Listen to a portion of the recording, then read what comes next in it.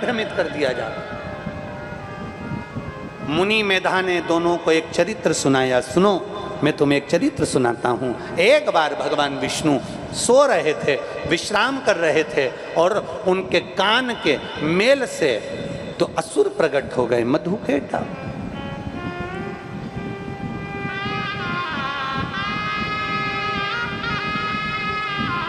भगवान नारायण के कान के मेल से दो असुर उत्पन्न हो गए, मधुकेटप। और दोनों असुर उत्पन्न होने के बाद में उन्होंने ब्रह्मा जी का तप किया, ब्रह्मा जी की साधना करी, ब्रह्मा जी से वर प्राप्त करे। ब्रह्मा जी से वर प्राप्त कर कर वो और ज्यादा उपद्रवी हो गए, बहुत उपद्रवी।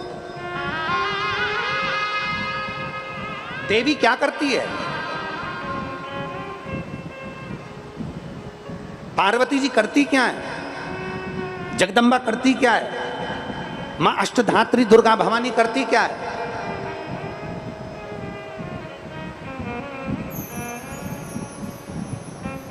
वो चरित्र बता रहे हैं मुनि वेदा। दोनों असुर प्रबल थे, देवता भी उनको जीत नहीं पा रहे थे, देवता जीत नहीं पा रहे थे। सारे देवताओं ने मिलकर माता पार्वती के पास में पहुंचे। मां जगतजननी से विनय करी, मां कुछ कृपा करिए। पार्वती जी ने पूछा हुआ क्या? 33 कोटि देवताओं को आया हुआ जानकर पार्वती जी पूछती हैं बात क्या है, क्या हुआ? मां मधु और केटप जी तो असुर परेशान करके रख दिए हैं, आप कुछ कृपा करिए। मां जगतजननी कुछ करुणा करिए, कुछ करुणा करिए।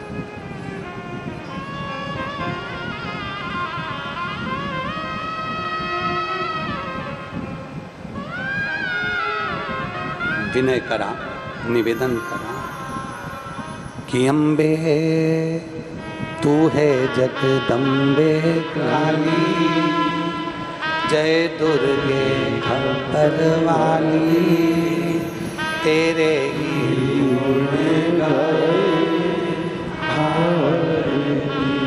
ओ मैया हम सब तारे तेरी,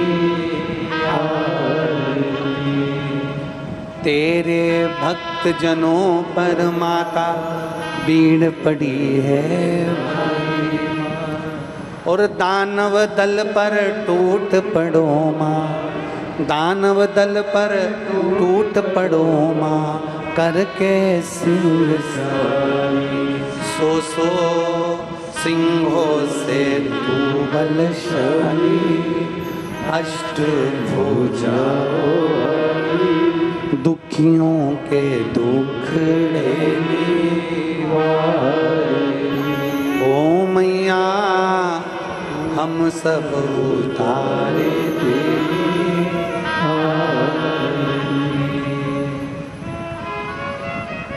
स्नेह कर पुकार, विनती करी, निवेदन किया, माँ कुछ कृपा करिए, कुछ करुणा करिए, कुछ दया करिए। पार्वती मैया मुस्कुरा दी। बहुत ध्यान देना इस शिव महापुराण की कथा के इन शब्दों पर।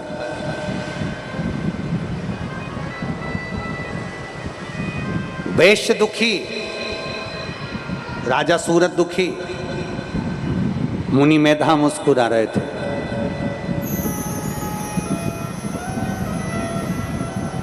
तैतीस कोटि देवता दुखी, सब पुकार रहे हैं मां दुर्गा भवानी को, जगदम्बा को। पार्वती जी मुस्कुरा रही हैं। कभी राम जी के मंदिर गए हो? अरे बोलो तो जम के। देवी जी के मंदिर गए हो? नवरात्रि में देवी जी की पूजन करते हो? कभी नारायण के मंदिर, राम मंदिर, कृष्ण मंदिर, देवी के मंदिर, लक्ष्मी के मंदिर, माता सत्यनारायण भगवान के मंदिर, कभी कृष्ण कन्हैया राधा रानी के मंदिर, कभी राम सीता जी के मंदिर, कभी दुर्गा भवानी के मंदिर, कभी जाकर दर्शन करना। किसी भी देवता की मूर्ति तुमको रोती हुई नहीं मिलेगी। किसी भी देवता की मूर्ति रोती हुई नहीं मिलेगी। तुम्हारे घर में अगर लड्डू गोपाल भी है ना, तुम्हारे घर में अगर ठाकुर जी भी विराजमान हैं, तुम्हारे घर में देवी जी का फोटो भी है, मूर्ति भी है, चित्र भी है, तो दर्शन करना उनका चित्र, उनका फोटो, उनकी मूर्ति हमेशा मुस्कुराती हुई मिलती है। क्यों? क्योंकि हमारे देवता हमें बल प्रदान करते हैं कि दुख की कितनी भी घड़ी हो, चेहरे की हंसी समाप्त नहीं होना चाहिए, मुस्कुराते रहो। दुख कितना भी आए, तकलीफ कितनी भी आए, कष्ट कितना भी आए, तुम्हारे चेहरे की मुस्कुराहट कम नहीं होना चाहिए, तुम्हारे चेहरे की हंसी समाप्त नहीं होना चाहिए। यह हमारे देवता, ये हमारे कुल देवता, हमारे देवी देवता हमको कहते हैं। उनके फोटो का दर्शन करो, उनके चित्र का दर्शन करो, उनके चेहरे का दर्शन करो, तो ये हमें सीखने को मिलता है कि हमें प्रसन्नता में रहना चाहिए।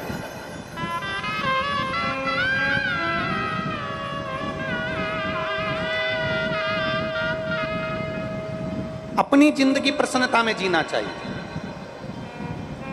रुलाने के लिए तो पूरा जीवन पड़ा है। मेरे राम जी महाराज का जब प्राकट्य हुआ तो माता कौशल्या जी राम जी को रुला रही थी।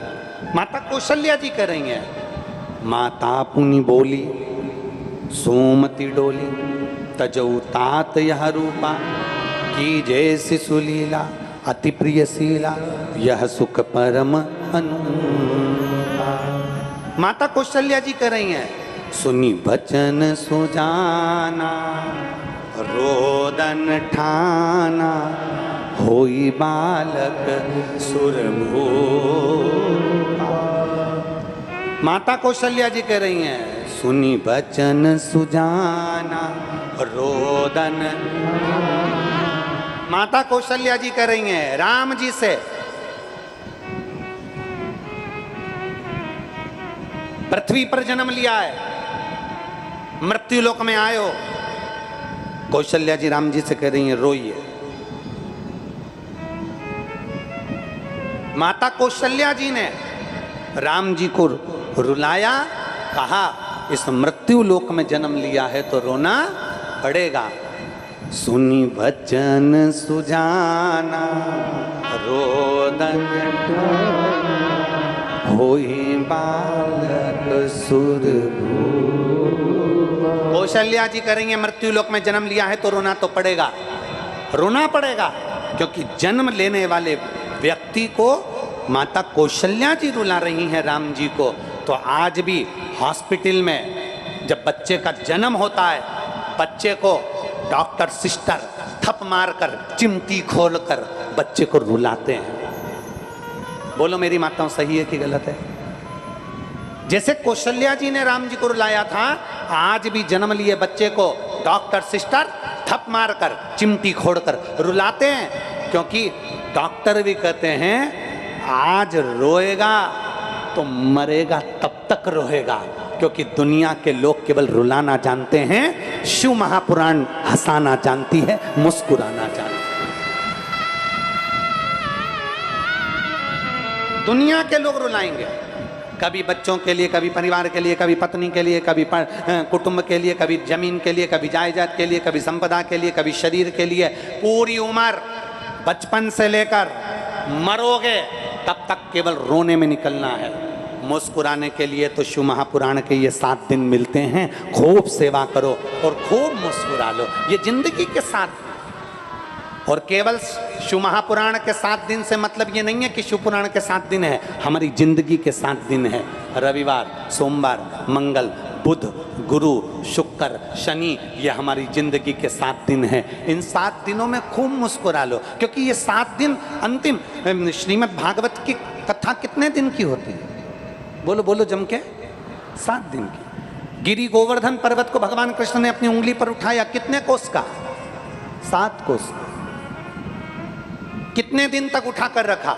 7 दिन तक। अपना जन्म कितने दिन में हुआ? आप और हम कब पैदा हुए? कोई रविवार को, कोई सोमवार को, कोई मंगलवार को, कोई बुधवार को, कोई गुरुवार को, कोई शुक्रवार को, कोई शनिवार को। 7 दिन में पैदा हुए। मरोगे कितने दिन में?